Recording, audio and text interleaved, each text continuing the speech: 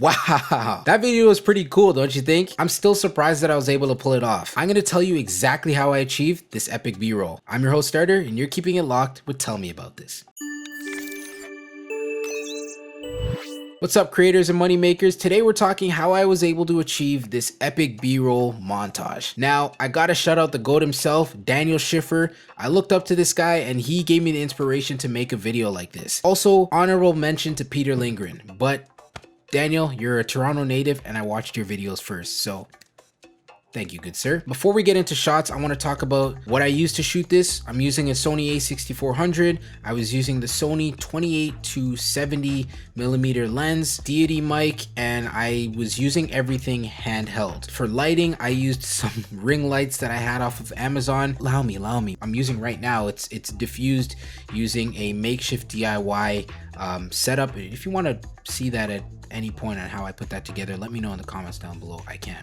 But enough of gear, let's get into how we put this shot together. The first thing you want to do is set up a shot list. For something like this, you want to make sure that your shots are on point and you want to follow it to a T. Now you can always stray off a bit, but a shot list will help you keep on track. So the night before, I put together a shot list of what I wanted the video to look like as I envisioned it in my head. I wrote it all down on my phone. I took that with me on set when I started filming. The opening shot, the subject is rolling the strawberry and munching into it. Now this shot was pretty easy to achieve. It's a simple push in and whip up. I don't know, whatever you want to call it, but that shot was one of the easier shots. It was a great segue to the slamming down of the blender. The blender slamming down was something I wanted to add to introduce the blender to the shot, so somebody knows exactly what's going on. The next shot is our subject throwing the strawberry into the air, it dropping and splitting into pieces. Now this was a very difficult shot to achieve. It was not easy by any stretch of the imagination. Basically, it took at least 50 tries to get this shot and it was not easy. So the way I was able to achieve it is I stopped looking through my screen on my camera and I started looking at the actual subject itself. From there, I was able to follow the subject and move accordingly a lot easier than me looking through my screen and then trying to predict where the strawberry is going to be. I definitely didn't get this throw perfect, so I was able to sort of fake it in post where I skipped a bit and I immediately transitioned to the split part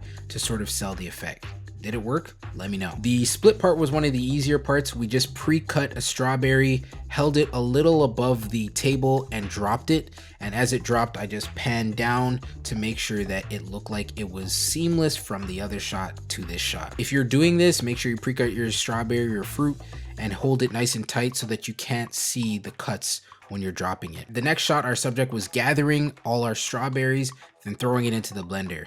And little Easter egg, if you were able to notice that we forgot to take the stems off of the strawberries, what can you do? It's too late now. Anyway, so this shot was pretty cool where it had a bit of dynamic movement to it where it was wrapping around and a lot was going on. And I thought it was a really cool way to introduce the banana. When we shot this in one sequence where she gathered everything, threw it into the blender. I whipped around the blender, she cracked the banana and we got going. So that's where we ended the shot. It really made the shot look good because there was a lot of variation in the movement. The next shot is chopping this banana, which I thought was pretty cool. The way we were able to achieve this was just pre-slicing the banana so that our subject can cut right into it. After she cut into it, we stopped. I went, peeled the banana, sliced it the same way that it would be if the knife were to turn it over. Our subject didn't move her hand, and then we started up again and I just sort of wrapped that shot around the same way in the same motion that it was when it was coming from around the blender and try to match up those shots in post.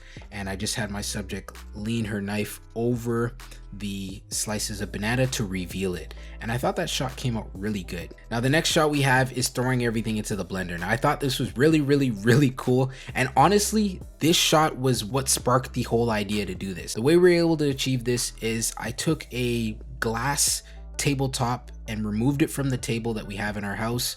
I put it down on some speakers to hoist it above the actual table that we were shooting on, and then I put my camera under the glass screen to sort of mimic what the inside of the blender would look like. I then took the blender and disassembled it so it's just the glass jar and it's hollow on the inside, and then I put it on top of our glass surface and basically we hit record. Quick tip, if you are going to use a technique like this, make sure you get your lens right up against the glass because it helps sell the effect when you have a clear glass versus seeing streaks. So honestly, if I didn't tell you how I did it, you probably wouldn't have guessed, unless if you've done it yourself. The next shot we have where we're just pouring milk, and we made sure it was almond milk because we do not do dairy unless of course it's ice cream or pizza, but yeah, you know what dairy does. So we used almond milk and it came up looking really well actually. And then we just sort of panned down from there, started up the blender, cut the scene to when things were blended up. And if I'm being completely honest, there is a continuity issue there where the handle wasn't in the right place, but if you notice it, that's another Easter egg. The cool thing that we did for this shot is we actually ended up adding food coloring to the mix because it didn't look pink enough,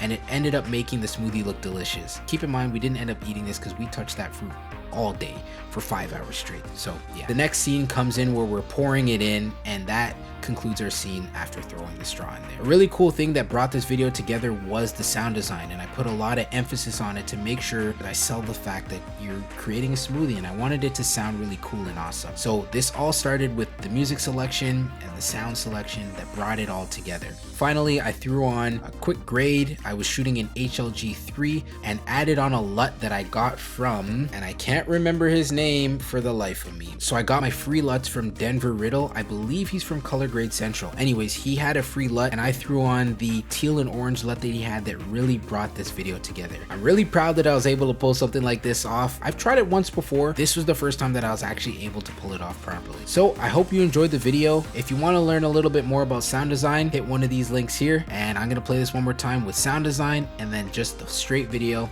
so you can enjoy all of its glory.